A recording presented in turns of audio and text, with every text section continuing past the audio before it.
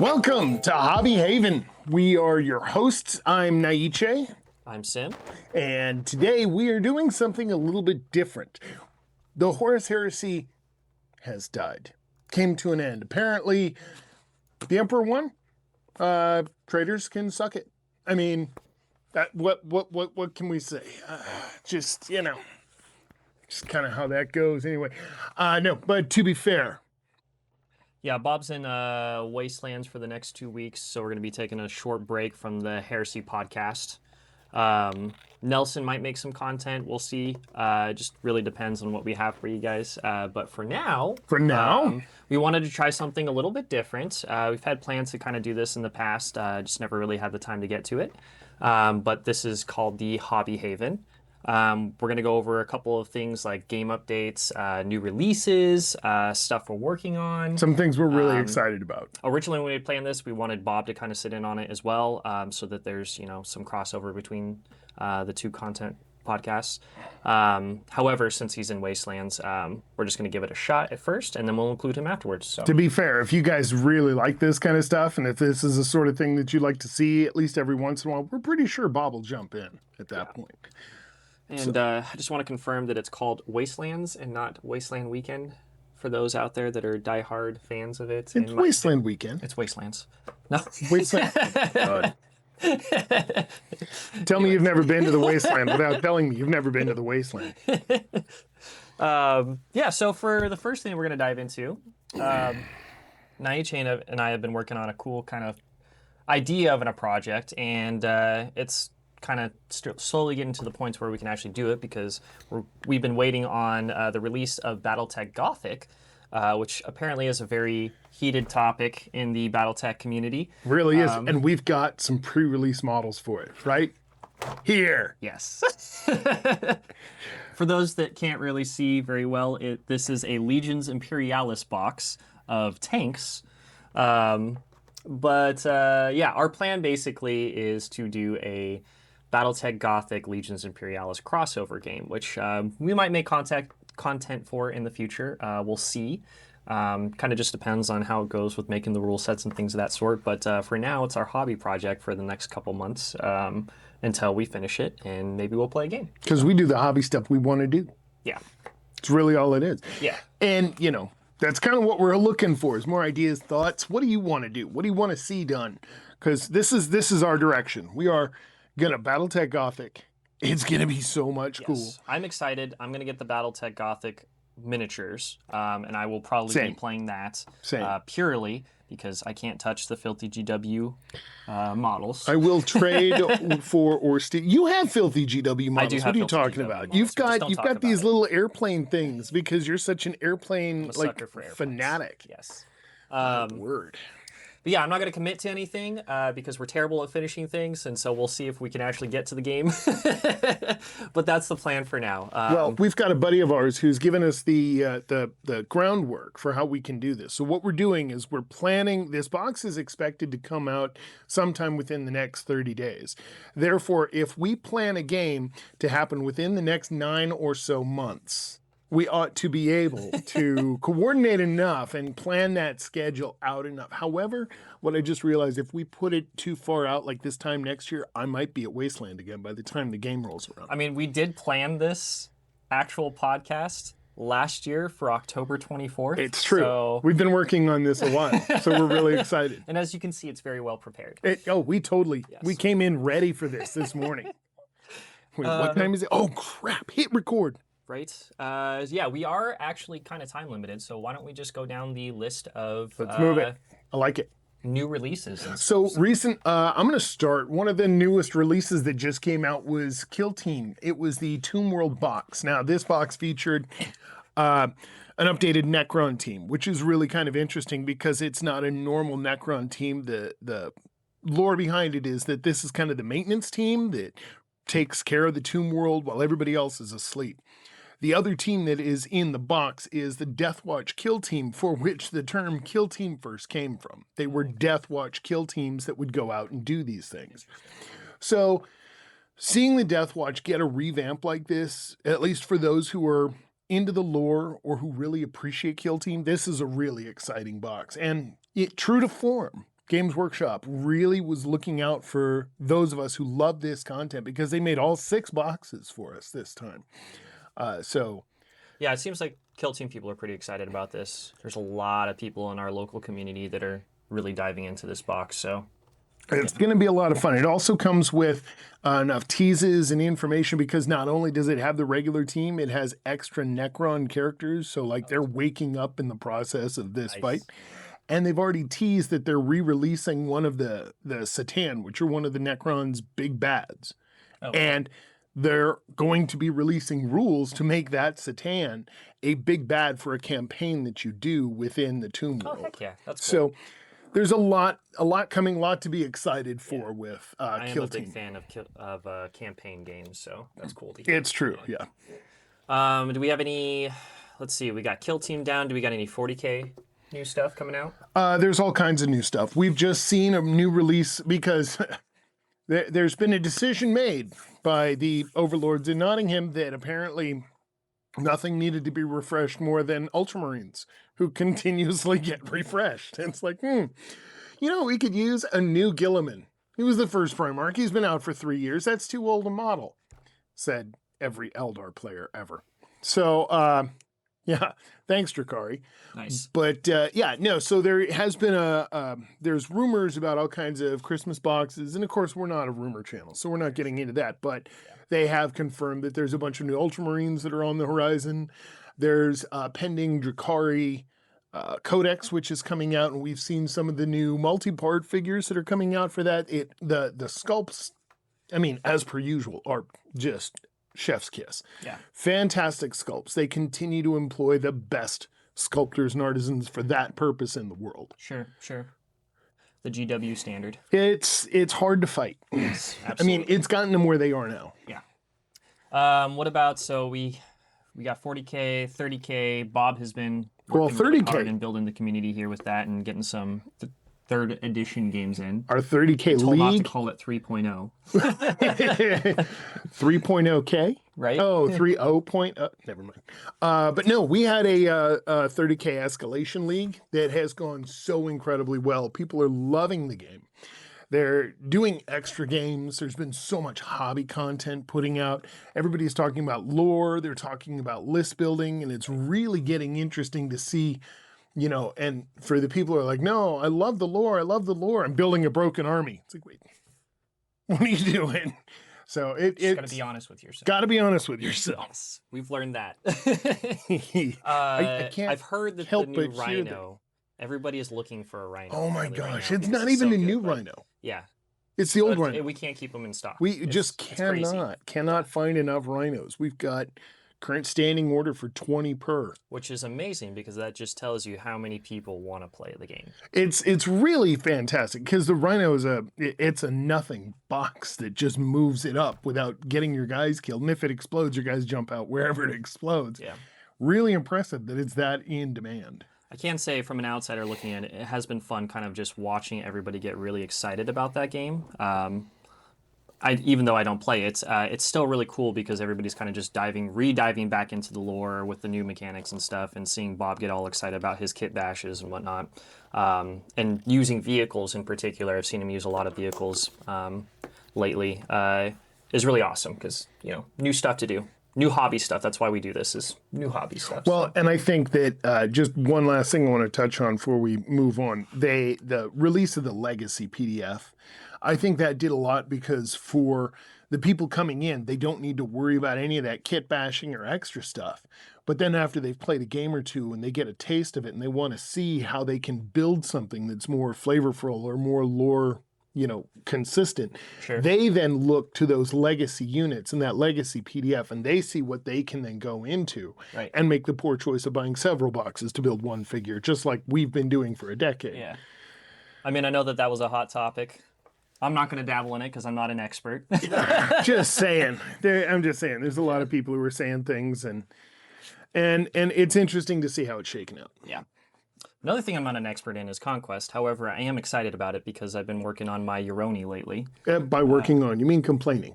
Yes. There are some models, I shall not name them, Which They are ones part are of they? the Uroni. Are they I hate them. I will never build another one again. All the rest of them samurai have been armor. fun, but those ones in particular, they have a special place in hell, reserved for them, Just for them. just for them. But they're gonna look amazing because I just got them primed and everything. Starting to paint them. I just started actually got the base colors on my Daimyo, which I'm really Nice. excited for. I finally made enough for a first blood list, so I can flush that out, Sweet. try it out, figure out the army and stuff before I step up to last argument. Now you've commented. I've heard you talk before that you're not a big Talok fan.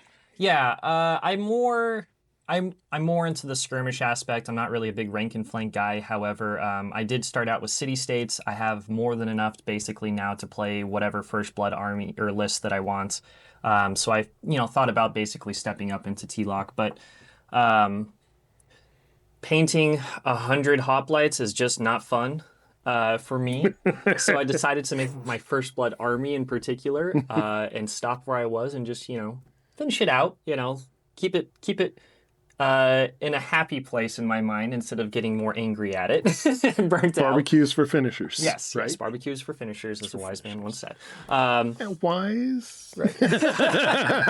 However, I did pick up the Uroni army specifically to build it up to be a last argument army. So just because of the way that it works, it's more my vibe. It's a little bit, I feel like it's a little bit more beginner friendly than the city states as far as the tactics and the army rules go, because you can kind of mix and match what you want. There's a lot of cool synergies.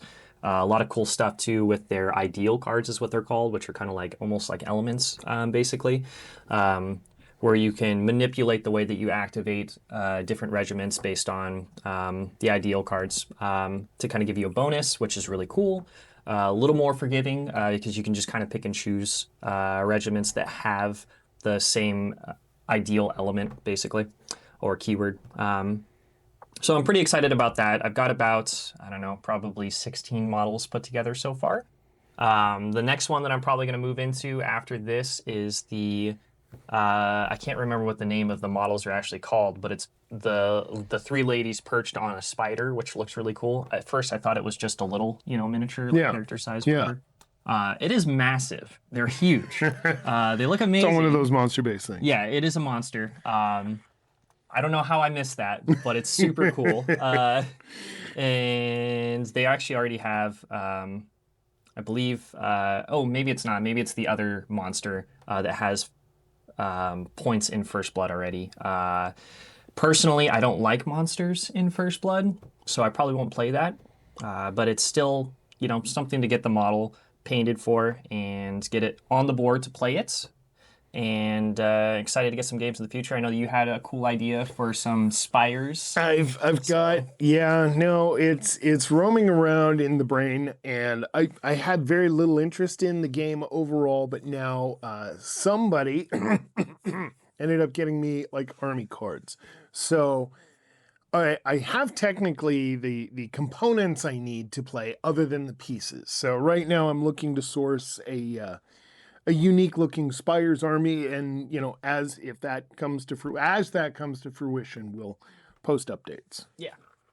Because But really yeah, for us, it's all about the hobbies. probably it really is. I mean, for the most part, but Yeah. We have, moving on from there, we have some, of course, there's some other Conquest stuff coming out. I'll post a link in the comments basically for each game, in the description of the video of each game with links to all the post new in the things. comments. Let's see what people. You can tell us in the comments how terrible we're doing right now. Yes. Please. And anything that we miss, because we will miss things. There's a game that people locally are getting really into right now. I don't know how big it is worldwide, but there's a guy who's semi-local, has been working with some of the local people. It's a game called Judgments.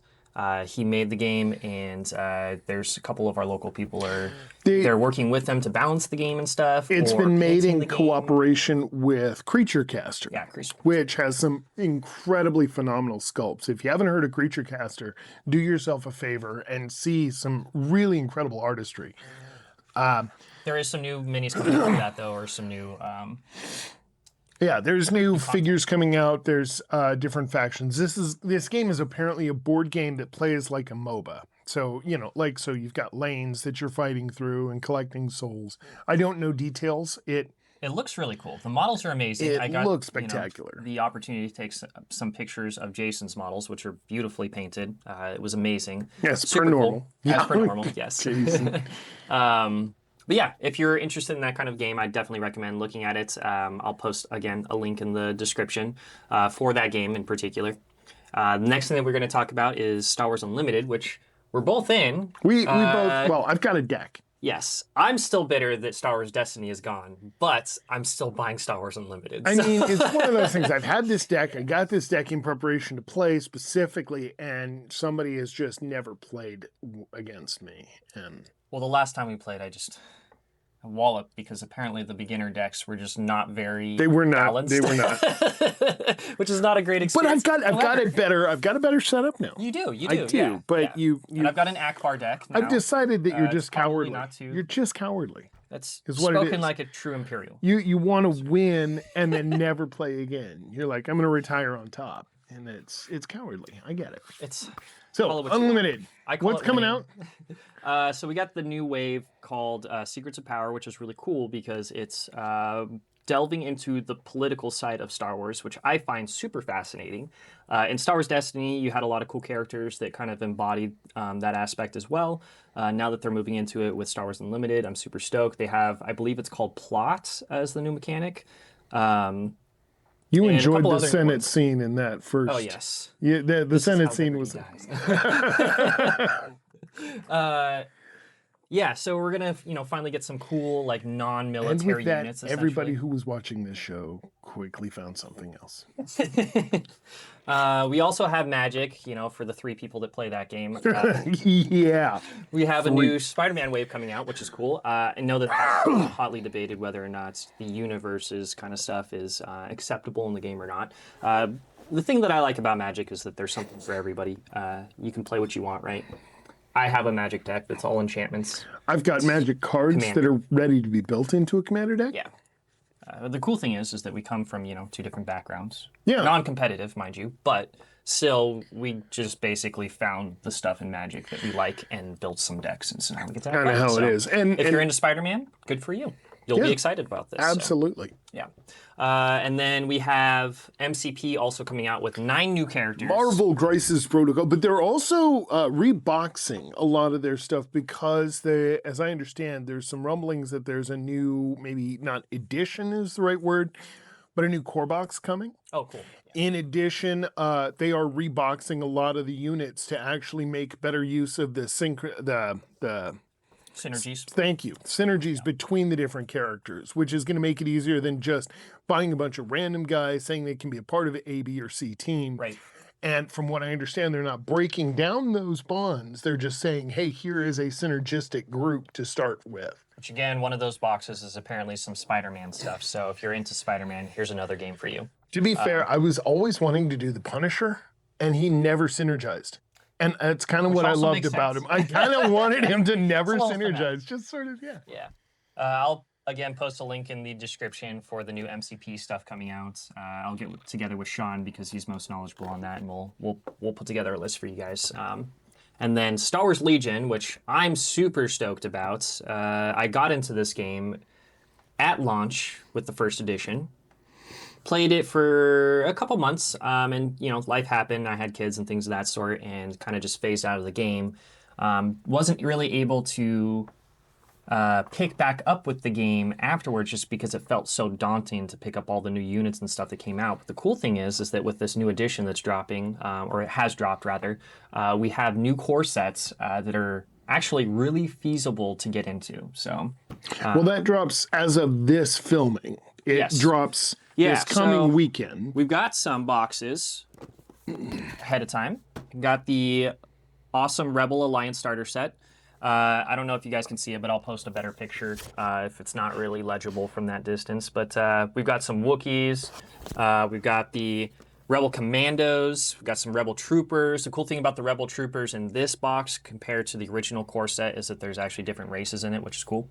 Well, it also, I like about this box, it looks like it's legitimately everything you need. It's dice, it's whatever cards, it looks like movement stuff. It's got Yep.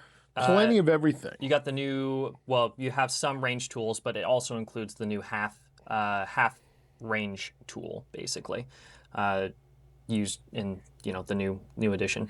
You want to hand me the other one that you got there? Then we also got the Imperial one. Yeah, so we got the good guys. Yeah. Yeah, moving on. Yeah, we got new. I don't know that if there are new sculpts of Vader and Luke. I'll have to check my box because I actually do still have the original ones. I just haven't played them or used them in quite a while. I was more. I actually used Leia in my original commander. But got to be careful how you say that. Right, princess. Princess. She is a Disney princess. My bad. She is the Disney princess. Yeah, the cool thing too about these boxes is it comes with the new. It's like the. I don't know what it is exactly, but It's the combat command gauge tray or command tray. whatever it is. Yeah, combat gauge maybe, whatever. But which is the new mechanic? I haven't played any of the new edition yet, so I'll be picking up one of these boxes when it drops, buying some cards and stuff and new units and figuring out how to play the game again because I'm super stoked. It's one of those games I actually wanted to continue playing, just never really had the time for it. So now that I do have the time, because my kids are back in school, I can pick up a new hobby for a game that's not necessarily Warhammer adjacent, but it's kind of just fills that void essentially for a larger than skirmish game.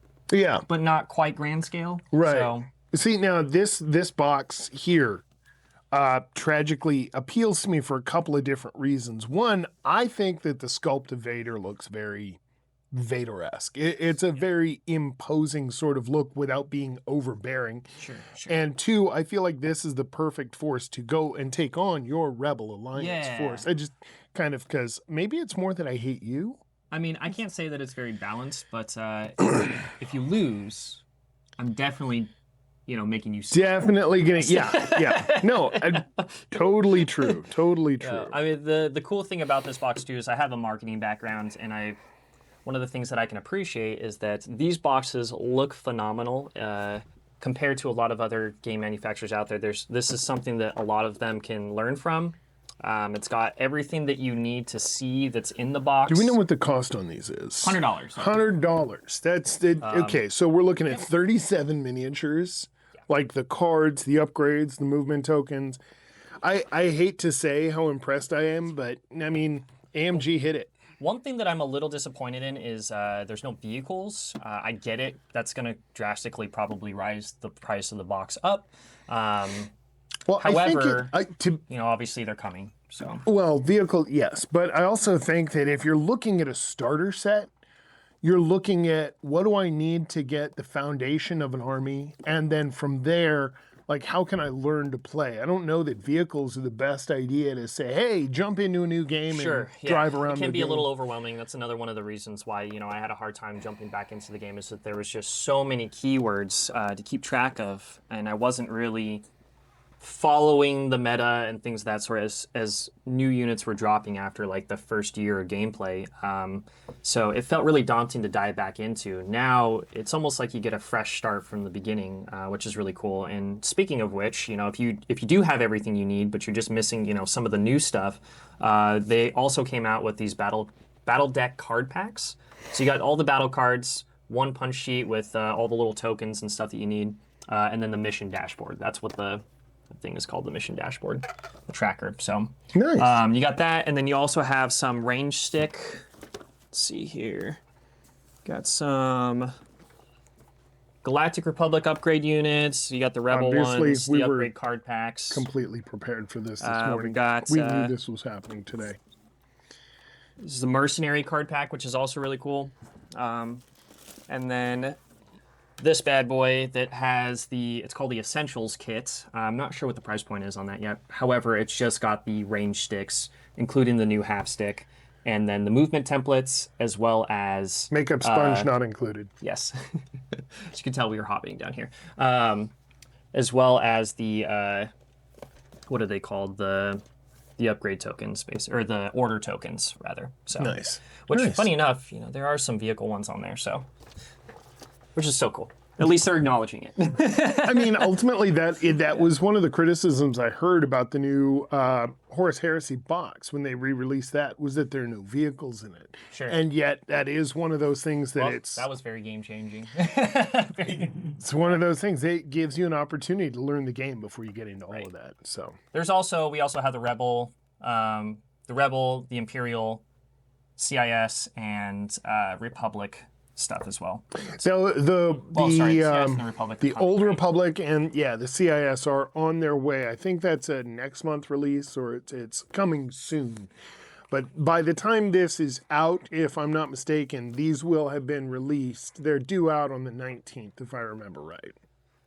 Which I'm super stoked for. I'm excited to get a game in. I've got a million projects going on, but that probably will take priority.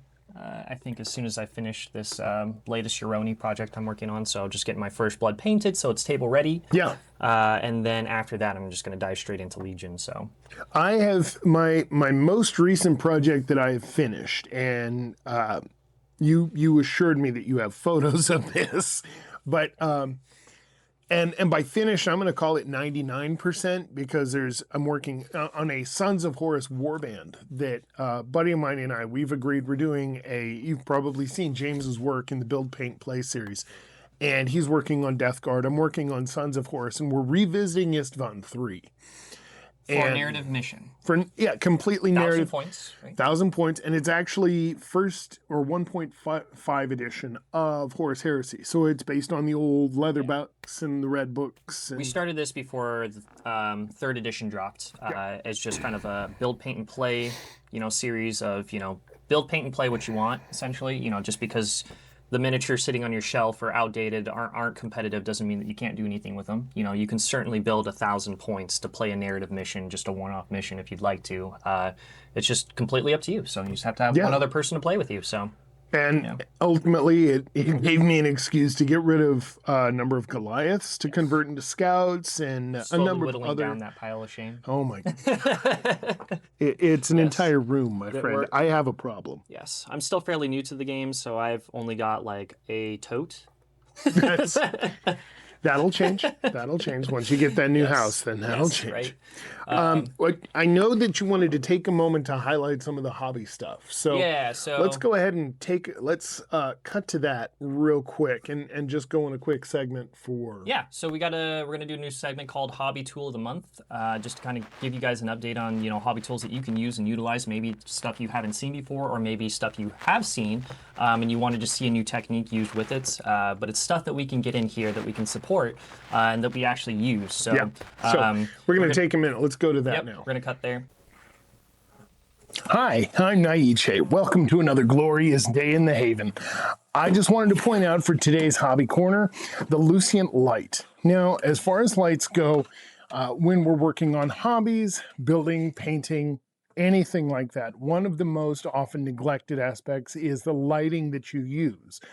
A lot of us will use whatever lighting's available, and some companies have gone out of their way to create lights specifically for hobbyers like us. Now, I have used a number of those.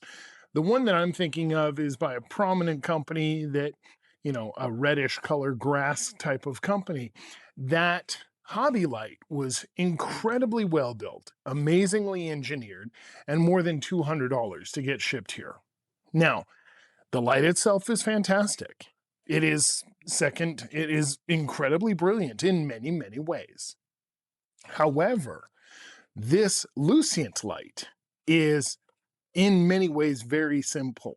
It does 98% of what that other light does at half the cost. Not only that, but this one is actually much more versatile in various different ways. The light itself, it can extend out in a complete sidebar, but you can also adjust the arms of the light. The touch controls let you control not only the brightness of the light, but also the temperature. And the fact that the buttons are touch sensitive means that while you're in the middle of hobby, you can just tap it with a knuckle or elbow or whatever is available at the time, because sometimes we're in the middle of something and just need to bump the light up a bit. It's an incredibly convenient, easily packable light, as it will fold away into many small pieces and you can put it away so it's not stuck out there all the time. It does have a clamp, which if you do have a permanent setup, awesome. This is going to live at your hobby space. It's going to provide amazing light, and it's going to be able to put the light exactly where you need it to eliminate all shadows. This light, the Lucent light, comes in 2 different colors, the black and the white. At the moment, and we're able to get more of these generally within a couple of weeks, but for the money and for the value, this is probably one of the best investments you can make in your life and in your hobby journey. All right, guys. Well, that's been our first hobby from the Haven. Yeah, that was a little painless. Yeah, we'll be a little bit more prepared going forward. A little more. We couldn't have been more prepared, dude. We were so on it. Just doing it on I the was fly. up at 6 this morning getting ready. Yes. I was playing Helldivers. Yeah. Anyways, thanks for Fact is, joining us, we guys. forgot and made this decision about 2 minutes ago. So anyway, Thank you very much. Thanks for I'm joining us. Sim, I'm Naiche. and have another glorious day at the Haven.